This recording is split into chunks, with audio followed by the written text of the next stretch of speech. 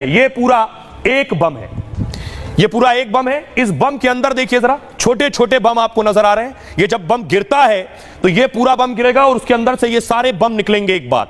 तो सोचिए कितनी बड़ी तबाही होगी। अगली तस्वीर में आपको दिखाऊं, ये देख रहे हैं, ये बम इस तरह से फाइटर से दागा गया और फाइटर ने जैसे ही ये मिसाइल गिराई है, देखिए नीचे आ रही है, नीचे आते ही ये खुलता है और इससे देखिए किस तरह से बम निकलते हैं।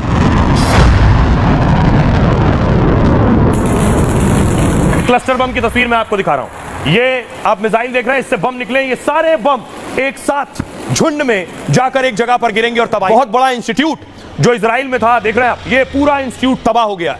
यहां शोध होता था, रिसर्च होती थी, उस पूरे इंस्टीट्यूट को तबाह कर दिया है ईरानी मिसाइलों ने।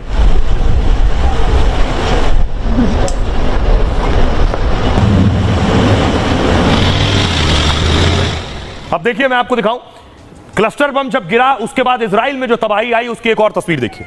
ये आप देख रहे हैं, इजराइल के मकान तबाह हो गए हैं। पूरा शहर, एक बताया जाता है बड़ा शहर, टूरिस्ट डेस्टिनेशन, उसमें बड़ी तबाही आई है। इजराइल पर जो ईरान ने क्लस्टर बम दागा है, किस तरह का बम है अगर आप देखिए तो ईरान रुक रुक कर अपने हथियार निकाल रहा है। ईरान इजराइल जंग में क्लस्टर बम से हमला हुआ है। इजराइल का दावा है ईरान ने क्लस्टर बम दागा। ईरान ने कम से कम एक क्लस्टर बम गिराया और आम लोगों को नुकसान पहुंचाने का मकसद था। पहली बार इस जंग में क्लस्टर बम का इस्तेमाल हुआ। इजरायली मीडिया ने भी इसको लेकर दावा किया। यह मिसाइल हवा में लगभग 4 मील की ऊंचाई पर ही फटी। इससे 20 छोटे छोटे बम निकले जो 5 मील में मौजूद इलाके में गिरे। एक छोटा बम अजोर शहर में एक घर पर जा गिरा। दरअसल क्लस्टर बम कई छोटे छोटे बमों का गुच्छा होता है। यह हवा में ही पहले फटता है, पूरे इलाके में कई छोटे छोटे बम गिरते हैं, इससे उस जगह पर कई धमाके होते हैं। इस बम से बड़े पैमाने पर नुकसान होता है। इससे अक्सर ऊंचाई पर ही विस्फोट किया जाता है। क्लस्टर बम बेहद विवादित और प्रतिबंधित है। 123 देशों में इस बम को बैन किया गया है। कई बार ये बम गिरने के दौरान नहीं फटते और किसी व्यक्ति के छूने के दौरान भी फट सकता है। आम नागरिक या बचाव दल इसका निशाना बन सकते हैं। जो युद्ध में शामिल नहीं है वो भी निशाना बन सकते हैं। ईरान बेशक क्लस्टर बम का इस्तेमाल कर रहा है, लेकिन अभी बहुत से हथियार हैं, वो खतरनाक हथियार जो ईरान ने अब तक निकाले नहीं। ईरान का दावा है कि उसने अब तक अपने सिर्फ 30% हथियारों का ही इस्तेमाल किया है।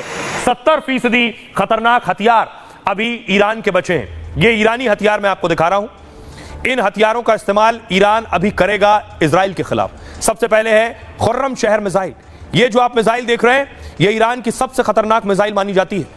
खुर्रम शहर की रेंज 2000 से 2500 किलोमीटर तक है और ये ballistic missile 1800 kilo war head ले जा सकती है, यानी अपने साथ 1800 किलो बारूद ले जा सकती है, विस्फोटक ले जा सकती है। ईरान में सबसे ज्यादा विस्फोटक ले जाने वाली ये मिसाइल है। ट्रक पर लगे लॉन्चर से भी इसे दागा जा सकता है, मतलब ईरान में कहीं से भी इसे छोड़ा जा सकता है और पूरा इजराइल इस मिसाइल की रेंज में आता है। मिडिल ईस्ट में अमेरिका के बेसेस भी इसकी रेंज में आते हैं। इसकी रफ्तार मैक 16 यानी आवाज से 16 गुना ज्यादा तेज है। यह मिसाइल आसानी से रडार की पकड़ में नहीं आती है, यानी इजराइल अमेरिका का एयर डिफेंस इसे नहीं रोक सकता है। अगली मिसाइल है ईरान की अबू मेहदी मिसाइल। भारत के ब्रह्मोस की तरह खतरनाक क्रूज मिसाइल है ये और समंदर, जमीन, हवा कहीं से भी लॉन्च किया जा सकता है इसे। इसकी रेंज और रफ्तार दोनों करीब 1000 किलोमीटर की है। उड़ान के दौरान ये दिशा बदलने में भी माहिर है और कम ऊंचाई पर उड़ती है तो डिफेंस सिस्टम भी इसे नहीं पकड़ पाता है। यह है अगली मिसाइल कासिम बशीर मिसाइल। यह ईरान की सबसे हाईटेक और हाल में बनी मिसाइल है। ईरान के पूर्व जनरल कासिम सुलेमानी के नाम पर पड़ी है। इस खतरनाक मिसाइल की रेंज 1200 किलोमीटर है और 1 महीने पहले ही ईरान ने इसका सफल परीक्षण किया है। यह मिसाइल बिना जीपीएस के भी सटीक हमला करने की ताकत रखती है। परमाणु विस्फोटक समेत 500 किलो वॉरहेड भी अपने साथ ले जा सकती है। यह हल्की मिसाइल ईरान में कहीं से भी लॉन्च हो सकती है और ऐसे डिजाइन की गई है कि आयरन डोम भी इसे रोक नहीं सकता, यानी इजराइल का डिफेंस सिस्टम भी इसके आगे फेल हो जाता है। तो ये तो मिसाइल है, लेकिन सिर्फ मिसाइल नहीं। देखिए जरा, ये ड्रोन है, ईरानी ड्रोन मार गिराया। ईरान के पास खतरनाक ड्रोन भी है, लेकिन इजराइल ने उसके कई ड्रोन मार गिराए।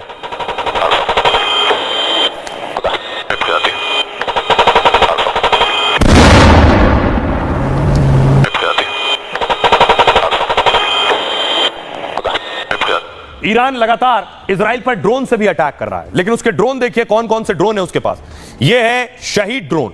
शहीद एक कामिकाजे किलर आत्मघाती ड्रोन है जो टारगेट से टकराकर विस्फोट करता है।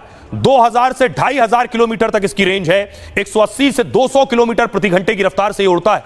3000 से 4000 मीटर की ऊंचाई तक उड़ सकता है और दुश्मन के रडार की पकड़ में भी नहीं आता है। 50 किलो तक का विस्फोटक भी अपने साथ ले जा सकता है।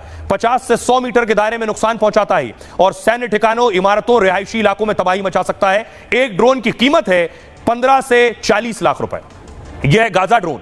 ईरान का सबसे बड़ा ड्रोन यही है।